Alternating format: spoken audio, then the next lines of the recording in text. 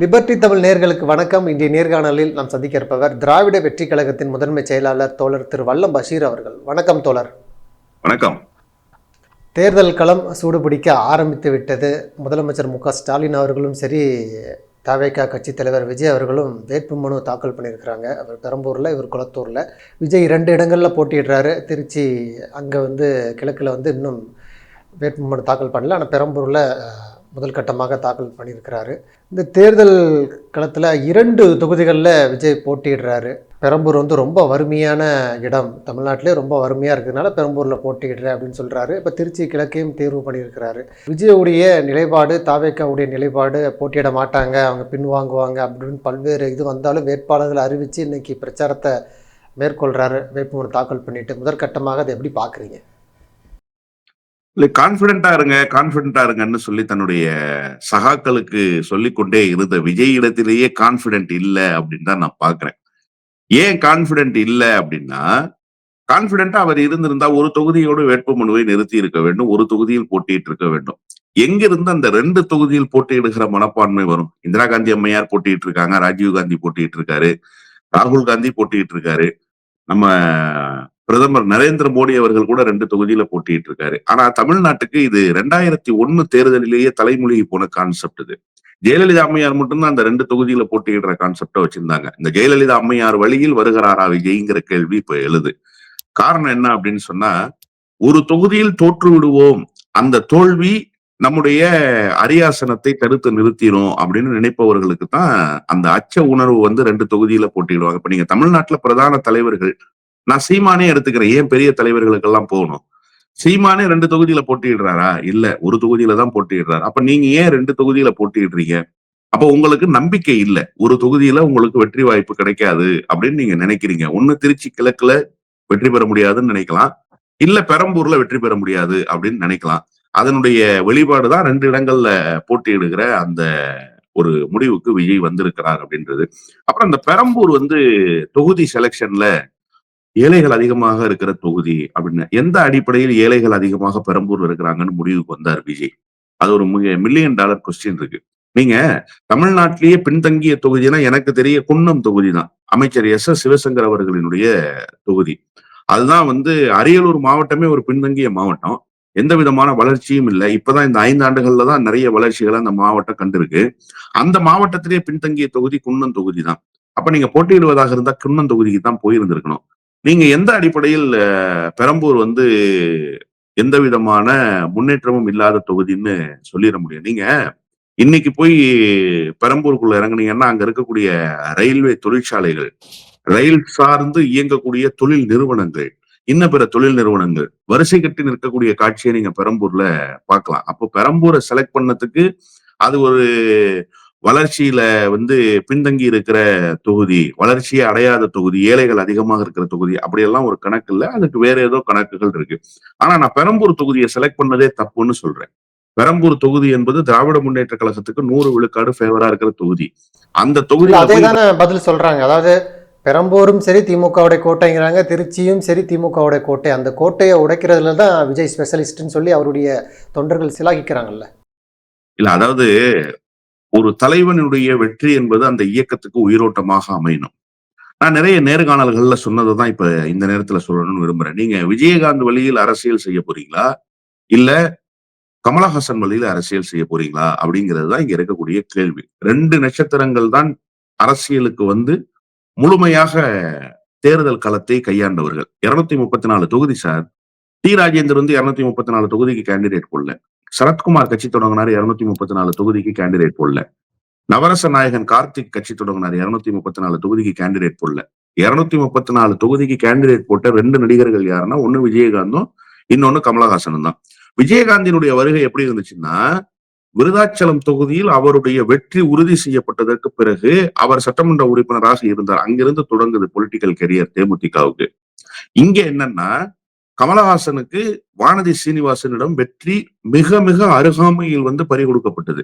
வெற்றி வாய்ப்பை அவர் இழந்தார், கடைசி நொடியில் வெற்றி வாய்ப்பை இழந்தார்.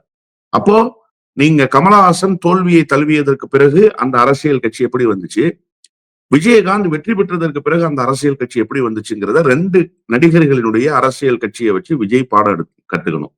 இப்ப விஜய்க்கு என்ன சூழல்னா, நீங்க வெற்றி பெற்றால் மட்டும்தான் உங்க இயக்கத்த அடுத்த கட்டத்துக்கு நகர்த்திட்டு முடியும்.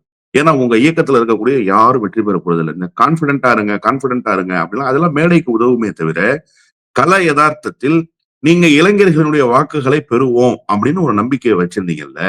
நீங்க அறிவித்திருக்கிற வேட்பாளர்கள் பெரும்பான்மையானவர்கள் இளைஞர்களே இல்லையே.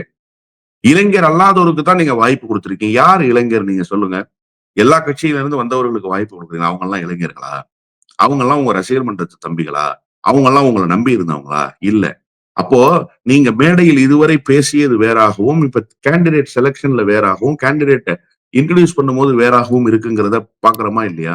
இதெல்லாம் எவ்வளவு பெரிய செட்பேக்ன்றத விஜய் உணரணுமா வேண்டாமா? இப்போ இந்த பயணத்தில் பார்க்கிற போது, விஜய் அந்த கோட்டைய முட்டி இடிப்பாரு. இடித்து தரைமட்டமாக்குவாரு. திமுகவை துகள் துகளாக பிரிச்சு எடுப்பாரு. இதெல்லாம் மேடைக்கு பேசுவதற்கு பயன்படுமே தவிர, களத்தில் விஜய் ஒரு ஃபேக்டராவே இல்ல. அதிமுக, திமுக தான் ஃபேக்டரா இருக்கு. நீங்க 10 நாட்களாக விஜய் பற்றிய செய்தி எங்க இருந்துச்சு? விஜய் பிரச்சார களங்களுக்கு போகும்போது, விஜய் அந்த மக்கள் சந்திப்பு பயணங்களை நடத்துகிற போது, விஜய்க்கு ஏதோ ஒரு பெரிய எழுச்சி இருப்பதை போல ஒரு பிம்பம் கட்டமைக்கப்பட்டுச்சுல்ல. எலக்ஷன் ஃபயர் ஸ்டார்ட் ஆயி 15 நாள் ஆயிடுச்சுல்ல. எலக்ஷன் டேட் அனௌன்ஸ் பண்ணாங்கல்ல. எலக்ஷன் டேட் அனௌன்ஸ் பண்ணதிலிருந்து நேற்றைக்கு விஜய் வேட்பாளர் பட்டியல் அறிவிக்கிற வரைக்கும், விஜய் குறித்த செய்தி எங்காவது இருந்துச்சா? விஜய் பற்றி ஏதாவது ஒரு இடத்துல ஒரு இம்பாக்ட் கிரியேட் ஆயிருக்கா? எதுவுமே இல்ல. அதிமுக தரப்பு பத்திய செய்தியும், திமுக தரப்பு பத்திய செய்தியும் தான் இருந்ததே தவிர, விஜய் வேட்பாளர் பட்டியல் அறிவிக்க போகிறார் என்கிற செய்தி கூட பரபரப்பை ஏற்படுத்தல. இந்த 24 மணி நேரம் கூட முடியல. நேற்றைக்கு மாலை அறிவித்தார் வேட்பாளர்களை. இன்று மாலை ஆகிறது. இன்றைக்கு மாலைக்குள் அந்த செய்தி கரைந்து போயிடுச்சு. இன்னைக்கு காலையில என்ன செய்தின்னா, சசிகலா வேட்பாளர் பட்டியல் அறிவிச்சிருக்கிறது தான் செய்தி. விஜய் வேட்பாளர் பட்டியல் அறிவிச்ச செய்தி ஒரு நாள் கூட உயிரோடு இல்ல அப்படின்னா, அப்ப விஜய் களத்தில் என்னவாக இருக்கிறார்?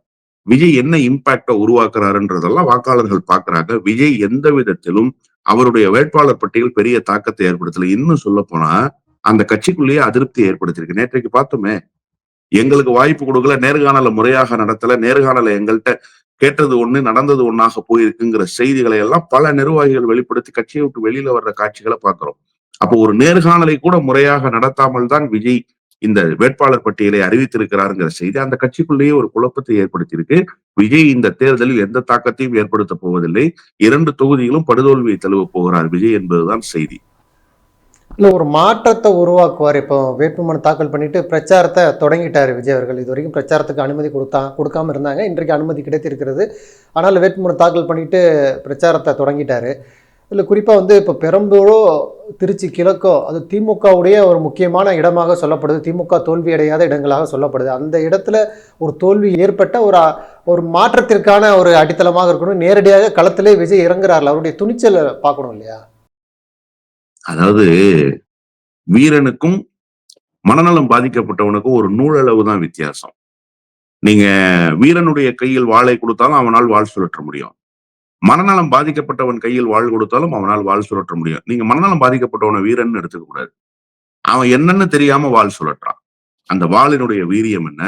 அது என்ன தாக்கத்தை ஏற்படுத்தும்? இது தெரியாம வாள் சுழற்ற வேலை இருக்குல்ல, அது மனநலம் பாதிக்கப்பட்டவனுடைய வேலை. அந்த வேலையை தான் விஜய் செய்யறாருன்னு நான் சொல்றேன்.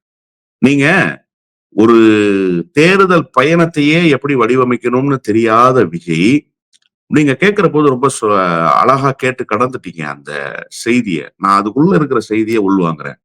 வேட்புமனு தாக்கல் செஞ்சுட்டாரு. இதுவரைக்கும் பிரச்சாரத்துக்கு அனுமதி இல்ல. இப்ப பிரச்சாரத்துக்கு அனுமதி கொடுத்துட்டாங்க. யாரு பிரச்சாரத்துக்கு அனுமதி இல்லைன்னு சொன்னாங்க? நீங்க அந்த பிரச்சாரத்துக்கு முறையா அனுமதி வாங்குனீங்களான்றதுதான் கேள்வி. தேர்தல் ஆணையத்தினுடைய நடத்தை விதிமுறைகள் அமலுக்கு வந்துருச்சு இல்ல sir. Code of contact implement ஆயிடுச்சு. அப்ப எல்லா அரசியல் கட்சிக்கும் கோட் ஆஃப் கான்டாக்ட் பொருந்துமா? பொருந்தாதா? அரசு காபந்து அரசாக மாறிடுச்சா? இல்லையா? இங்க அரசு இயந்திரங்கள் முழுவதுமாக செயலிழந்து போயிடுச்சா? இல்லையா? இப்ப யாரு பவர்ல இருக்கா? ரிட்டர்னிங் ஆபீசர் பவர்ல இருக்காங்க. எலெக்ஷன் கமிஷன் பவர்ல இருக்கு. இல்லையா? அப்ப நீங்க அவங்க கிட்ட ப்ளீஸ் பண்ணி தான் உங்களுடைய பிரச்சார பயணங்களை வடிவமைக்க வேண்டியிருக்கு. இந்த தேர்தல் பணிகளை மேற்கொள்ள வேண்டியிருக்கு. அதுக்கு சில நெறிமுறைகளை தேர்தல் ஆணையம் சொல்லிட்டாங்க. திமுக அதை பின்பற்றுது. அதிமுக அதை பின்பற்றுது. ஏன் பாஜகவே அதை பின்பற்றுது? உங்களுக்கு என்ன கேடுன்னு கேக்குறேன் நான். 48 மணி நேரத்துக்கு முன்பாக அந்த போர்ட்டல்ல போய் நீங்க அப்ளை பண்ணுங்கன்னு சொல்றாங்க. அந்த போர்ட்டல்ல போய் நீங்க அப்ளை பண்ணீங்களா? நீங்க எங்க போனீங்க? அவரும் அழகா சொன்னாரு ரிட்டர்னிங் ஆபீசர் சென்னையில, துண்டு சீட்டை எடுத்துட்டு வந்து அனுமதி கேட்டா என்னால கொடுக்க முடியாதுன்னு சொன்னார். அப்ப நீங்க என்ன பண்ணியிருக்கீங்கங்கிறது புரியுதா உங்களுக்கு? அப்ப தேர்தலை எப்படி எதிர்கொள்வது என்று புரிதல் இல்லாமல் இந்த தேர்தல் களத்திலே வந்து நிற்கிறார் விஜய்ங்கிறது முதல் செய்தி. பிரச்சாரத்துக்கு அனுமதி கொடுக்காமலாம் இல்ல. இவங்க முறையாக அனுமதிய கேட்கல. அதனால அனுமதி கொடுக்கப்படல. நம்ம கொடுக்கலன்னு சொல்லி கடந்துடக்கூடாது. ஏன் கொடுக்கலங்கிற பாயிண்ட பேசி ஆக வேண்டியிருக்கு. விஜயினுடைய புரிதலின்மை, விஜயினுடைய ஆர்வ கோளாறு, விஜய் கட்சியில் இருப்பவர்களினுடைய ஒழுங்கின்மையினுடைய வெளிப்பாடு அனுமதி கிடைக்காமல் இருந்தது. இப்ப அனுமதி கிடைச்சிருச்சு. இப்ப நீங்க இந்த டூர் பிளான் எப்படி இருக்க போகுது? அத சொல்லுங்க. இப்ப முதலமைச்சரினுடைய பிரச்சார பயணம் என்ன தாக்கத்தை ஏற்படுத்த போகுதுன்னு தமிழ்நாடு காத்துக்கிட்டு இருக்கு. ஏற்கனவே எடப்பாடி பழனிசாமி மயிலாப்பூர்ல சாமி கும்பிட்டுட்டு பிரச்சாரத்தை துவங்கிட்டாரு தமிழிசை சவுந்தரராஜன் ஆதரிச்சு. கேண்டிடேட்டே இன்னும் அனௌன்ஸ் பண்ணல. ஆனாலும் தமிழிசை சவுந்தரராஜனுக்கு ஓட்டு கேட்டார். இப்ப இவர்களுடைய பயண திட்டம் என்பது தெள்ள தெளிவாக இருக்கு. என்ன பயண திட்டம்? இப்ப விஜயினுடைய பயண திட்டம் என்ன? விஜய் வந்து ஏற்கனவே என்ன திட்டமிட்டு இருந்தாரு? பெரம்பூர்ல இருந்து துவங்க போறேன். 5 தொகுதியை ஒரு நாளைக்கு கவர் பண்ண போறேன். 5 தொகுதி ரொம்ப எளிதா கவர் பண்ணலாம். கவர் பண்ண முடியாதுங்கிறதெல்லாம் இல்ல. ஆனா விஜய்க்கு அதுக்கான பயண திட்டம் இருக்கா? அதுக்கான பயண திட்டத்தை அவர் வச்சிருக்காரா? என்ன பயண திட்டம் வச்சிருக்காரு? ஏன் இதுவரைக்கும் நாட்டு மக்களுக்கு வெளிப்படுத்த எல்லாமே ரகசியமாகவே இருக்கு. ஏன் சார் நீங்க கேண்டிடேட் அனௌன்ஸ் பண்றதையும் ரகசியமாவே வெளியிடுறீங்க. உங்க கட்சி ஆபீஸ்ல நடக்காது. ஒரு நட்சத்திர விடுதிக்கு அனுமதி கேட்பீங்க. அந்த நட்சத்திர விடுதியில நடக்கும். அதையும் இந்த நாட்டு மக்களுக்கு ரகசியமாகவே சொல்லுவீங்க. நீங்க வந்து நேர்காணல் நடத்துறேன்னு சொல்றீங்கல்ல. இப்ப திமுகல நேர்காணல் நடத்துறதும், அதிமுகல நேர்காணல் நடத்துறதும் எல்லாருக்கும் தெரியுது. நீங்க நேர்காணல் நடத்துனதே யாருக்குமே தெரியல. இதுக்கு சீமான் பாணி பரவாயில்லன்னு சொல்றேன் நானு. சீமானாவது நான் தான் முடிவு பண்றேன். நான் தான் கேண்டிடேட்ட சொல்லுவேன். இஷ்டம் இருந்தா வேலை செய்யலன்னா போன்றார்ல. இதுக்கு அது பரவாயில்லன்ற. நீங்க வெளிப்படைத்தன்மையாக இயங்குவதை போல ஒரு நாடகம் ஆடுறீங்கல்ல. இந்த நாடகத்துக்கு அந்த அரங்கேற்றம் பரவாயில்லன்னு சொல்றேன் நான். அப்போ இந்த ஒட்டுமொத்த களத்தில் விஜய் தடுமாறி கொண்டேதான் இருக்கிறாரே தவிர திமுகவுக்கு எங்க திமுக ஒரு பொருட்டா நினைக்குதா விஜய? அப்படி ஏதாவது கள நிலவரம் இருக்கா?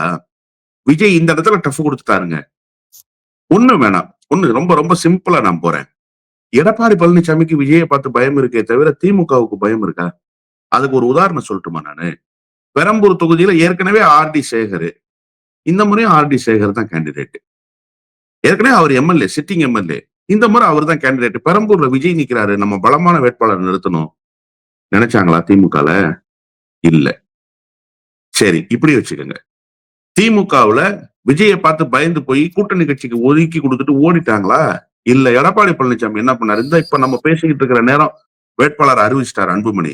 திலகபாமான்னு ஒரு கேண்டிடேட்ட போட்டிருக்காரு. என்னத்துக்காக பாட்டாளி மக்கள் கட்சிக்கு அந்த சீட்டை ஒதுக்கி கொடுத்தாரு எடப்பாடி பழனிசாமி? அப்போ திமுகவை எதிர்த்து அரசியல் செய்ய போறேன்னு சொல்ற விஜயை பார்த்து திமுக ஒரு இம்மி அளவு கூட அச்சப்படல.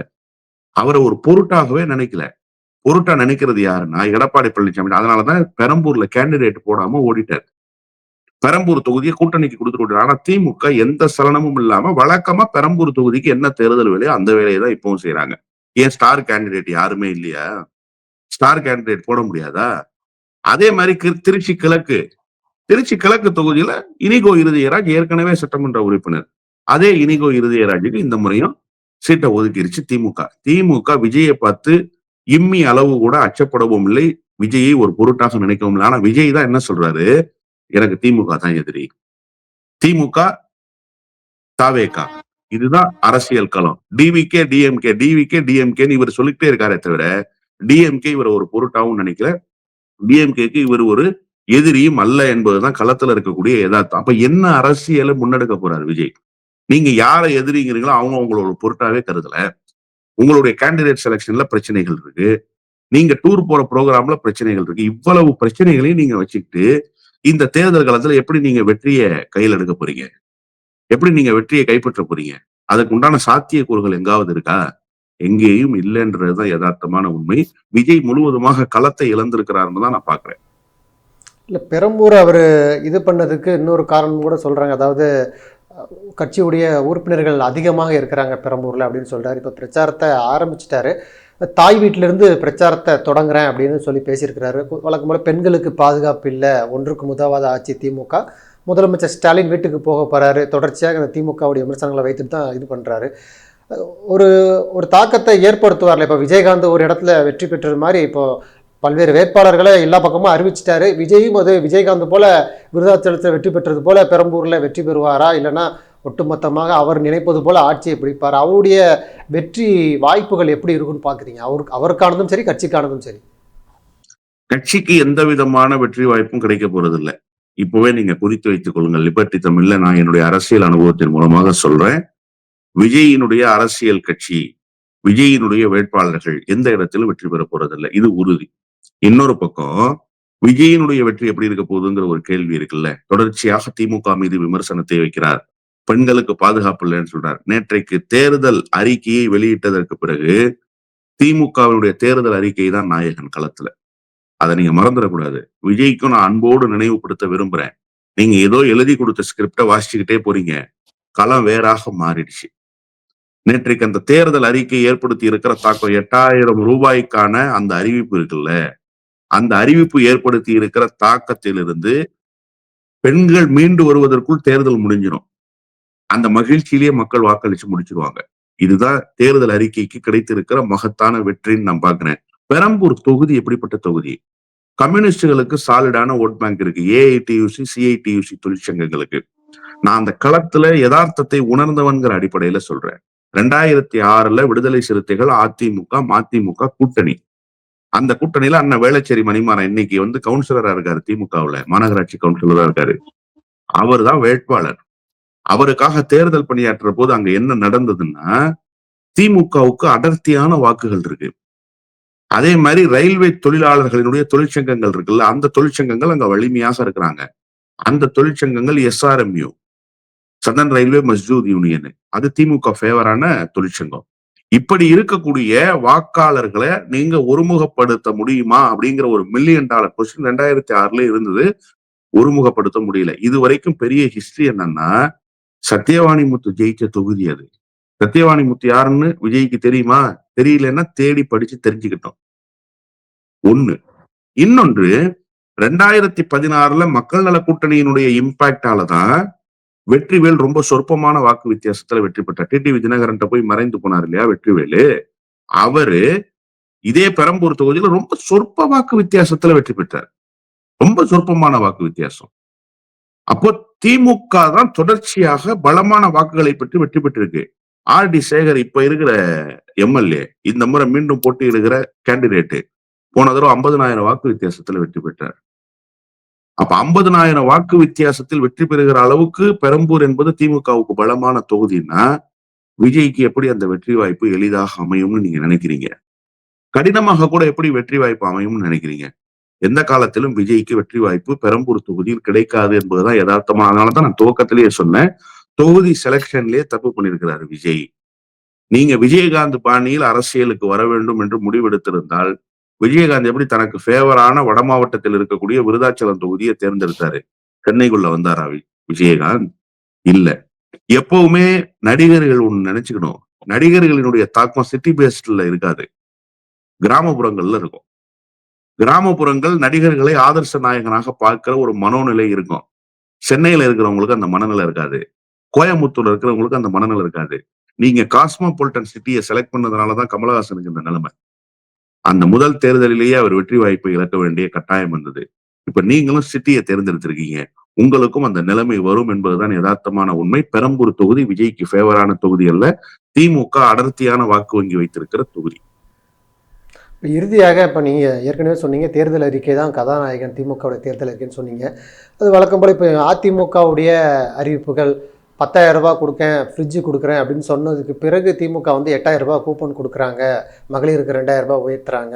அதாவது அதிமுகவை அப்படி டிட்டோவை காப்பி அடித்து திமுக தேர்தல் அறிக்கை கொடுக்குறாங்க. அதனால் இது ஒன்றுக்கும் உதவாது, மக்கள் நம்ப மாட்டாங்கன்னு சொல்லி எடப்பாடி கூட விமர்சனம் வைக்கிறாரு. அந்த தேர்தல் அறிக்கை ஒரு தாக்கத்தை ஏற்படுத்துமா, இல்லை எடப்பாடி பழனிசாமி சொன்னது போல தாக்கத்தை ஏற்படுத்தாதா? இல்ல, மிகப்பெரிய தாக்கத்தை திமுகவினுடைய தேர்தல் அறிக்கை ஏற்படுத்தும். நீங்க வெறும் 2,000 ரூபாய் கொடுக்குறேன் அப்படின்னு சொன்னா இது முடியுமா முடியாதாங்கிற கேள்வி இருக்கும். 1000 ரூபாயை இதுவரை கொடுத்தவர்கள் 2,000 கொடுக்குறேன்னு சொல்றாங்க. அப்ப 1000 ரூபாய் தான் உயர்த்துறாங்க. ஏற்கனவே 1000 ரூபாய் கொடுக்கப்பட்ட ட்ராக் ரெக்கார்டு அங்க இருக்கு. அப்ப அது குறித்த அச்ச உணர்வு மக்களுக்கு இல்ல, நம்பிக்கை உணர்வு தான் இருக்கு. நீங்க 10,000 ரூபாய் அப்படின்னு சொன்னீங்க. 10,000 ரூபாய் என்ன மாதிரியான அறிவிப்பு? இப்ப இந்த கூப்பன் என்ன மாதிரியான அறிவிப்பு? இது சாத்தியப்படுகிற அறிவிப்பு என்கிற அளவுக்கு ஒரு மனநிலை மக்களிடத்துல வியாபித்து இருக்குல்ல.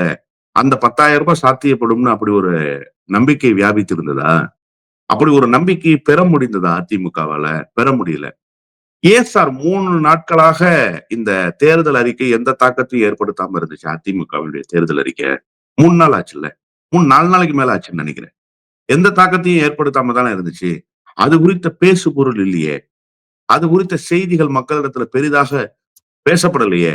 ஏன்னா, அது நம்பிக்கை இழந்த தேர்தல் அறிக்கை. நீங்க கடந்த காலத்துல என்னவாக இருந்திருக்கீங்கங்கிறத பார்த்து தான் உங்களுடைய தேர்தல் அறிக்கைக்கான மதிப்பீடு.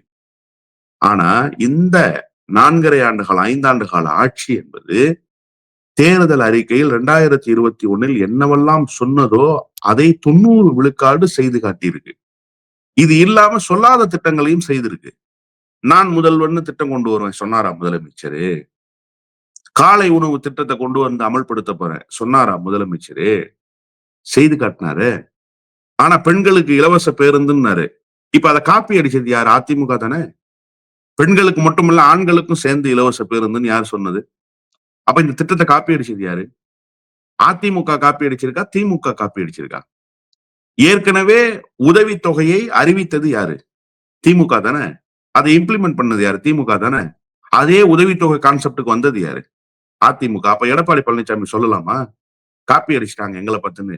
ஏற்கனவே திட்டத்தை வடிவமைத்து அதை செய்து காட்டிய அரசு இந்த திராவிட முன்னேற்ற கழக அரசு, திராவிட மாடல் அரசு. அதிலிருந்து காப்பி அடிச்ச அறிக்கை உங்களுடைய தேர்தல் அறிக்கை. ஆனா ஏற்கனவே இருக்கிற திட்டங்களை இன்னும் கொஞ்சம் மேம்படுத்தி மெருகேற்றி இந்த தேர்தல் அறிக்கையில் தந்தா இடைக்காலத்துல அது எப்படின்னு கேட்டீங்கன்னு வச்சுக்கோங்களேன். ஃபர்ஸ்ட் பெஞ்ச்ல உட்கார்ந்து இருக்கிற பையன் இருக்கான்ல, அவன் எழுதிடுறத கடைசி பெஞ்சில் இருக்கிற பையன் காப்பி அடிச்சிடறான். ஃபர்ஸ்ட் பெஞ்சில் இருக்கிற பையன் என்ன பண்றான்? அடுத்த எக்ஸாம்ல இன்னும் நல்லா பெர்ஃபார்ம் பண்றான். லாஸ்ட் பெஞ்ச் பையன் சொல்றான், என்ன பார்த்து தான் அவன் காப்பி அடிச்சிட்டான்னு சொல்றான். எவ்வளவு பெரிய அயோக்கியத்தனம் அது. ஏன்டா நீ கடைசியா எழுதின தேர்வுலயே அவனை பார்த்து தான் காப்பி அடிச்சிருக்க. ஆனா அடுத்த தேர்வு வரும்போது அவன் இதை விட மெருகேற்றி இதை விட படித்து விட்டு அந்த பெர்ஃபார்மன்ஸை கொடுக்குறான் அப்படின்னா, அப்படித்தான் தமிழ்நாடு அரசு 2021 என்ன திட்டங்களை அறிவித்ததோ, எதை தேர்தல் அறிக்கையாக கொடுத்ததோ அதை இன்னும் மேம்படுத்தி மெருகேற்றி இப்போது தந்திருக்கிறதே தவிர இடைக்காலத்தில் அதை காப்பி எடுத்தது அதிமுக தான், திமுக அல்ல. நன்றி தோழர். நிறைய நல்ல பயனுள்ள தகவல்களை நேயர்களுக்கு சொல்லியிருக்கீங்க. உங்களுடைய பயனுள்ள நேரத்துக்கு மிக்க நன்றி தோழர். நன்றி.